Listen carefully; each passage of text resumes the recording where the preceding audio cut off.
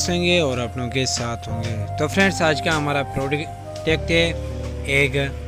इसकी होलसेल और retail price आपको रिव्यू करके बताएंगे। इससे पहले कि आप मेरे यूट्यूब चैनल में न्यू है तो आप मेरे यूट्यूब चैनल को लाइक और सब्सक्राइब करें और बेल आइकन ज़रूर प्रेस करें, बेल आइकन ऑल करें ताकि जो भी न्यू वीडियो मेरे अपलोड हो आपको नोटिफिकेशन पर पहुँच जाए। तो फ्रेंड्स एक की बात करें इसके वेट की, तो इनका वेट मुख्तलिफ़ किस्म का होता है, क्योंकि जब वो प्राइस कम करके हमें देते हैं शॉप के तो इसमें मिक्सिंग डाल देते हैं, कुछ बड़े होते हैं कुछ छोटे होते हैं।